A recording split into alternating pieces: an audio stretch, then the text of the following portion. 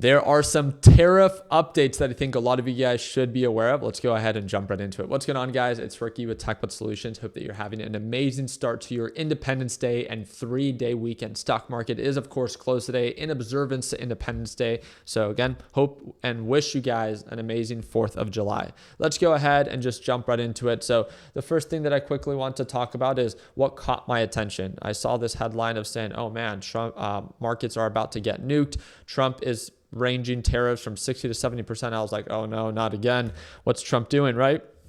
Trump tariffs, live update. Trump is set to impose tariffs up to 70% in letter to push July 9th deadline looms. For those that do not know, again, Trump delayed tariffs or paused tariffs for 90 days.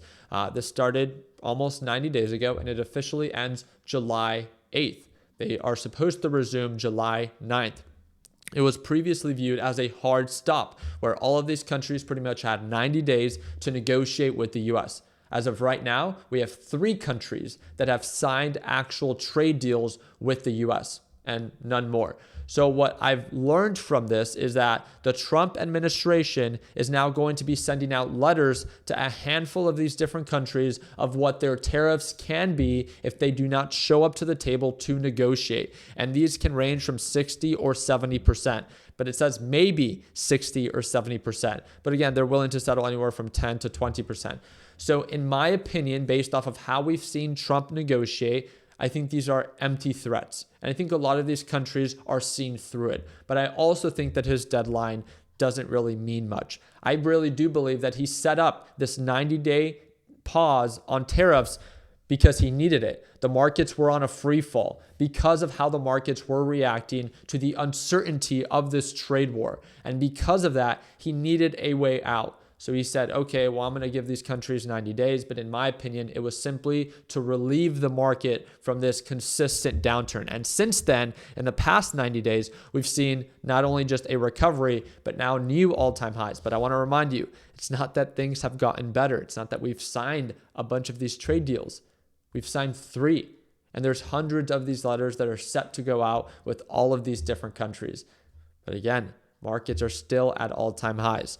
The part that I find very interesting is when it gets into the details of the series of different countries that we've set to negotiate with. So I know that we do have a signed agreement with China and also an update was on the restrictions that they have when it comes down to chip design software. That was really big news for NVIDIA because they were about to lose a $5 billion market cap or annual revenue of $5 billion by not being able to partake in the Chinese market. So now that that's opened up, that's of course great news. Vietnam was one that we received earlier this week, and this was huge news for manufacturers like Nike that manufacture in Vietnam, pretty much reducing their tariffs 20% from 46%. I think it brought it down to a 20% tariff, and then no import restrictions or tariffs for imports from the US, which I don't really know if we import too much in Vietnam, to say the least. And then Japan supposedly was really sour to negotiate in the beginning. I actually don't know if we've actually signed anything with Japan as of now, but I know Canada is one that we are currently working on when it comes down to the original digital service tax that they were proposing. They have now taken it back, and this was shortly after Trump said all trade deals are off with Canada because of how they continue to treat us. Shortly after that, they said, okay, we'll get rid of that digital service tax, and we want to renegotiate. And then the European Union supposedly accepts a 10% universal tariff, but they do want exemptions on pharmaceutical, alcohol, semiconductors, and commercial aircrafts as part of the deal. So these are the updates that I have for you guys so far when it comes down to what we know of the current tariff or trade deals that we have signed. So it's China, Vietnam, and I believe that it is, what was that last country? The European Union that have actually signed trade deals. The other countries have not. So we'll see. We'll see if Trump actually follows through with his word of he's going to have the hard stop on July 8th. I really do not believe so because it would not benefit his narrative, right? He wants the markets to be thriving, and he knows that if these tariffs begin to get slapped again on all these different countries, the markets will downturn.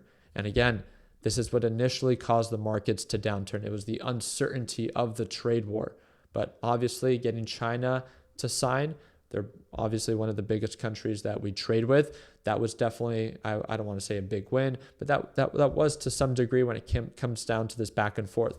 I also don't just want to talk about the uncertainty, but I want to talk about some of the possible good. U.S. tariff revenue annualized. We have seen one of the biggest increases in tariff revenue that we've seen in the past few years. I think it's important to note this, not just to talk about all of the bad, but also to highlight some of the good that might be coming from this.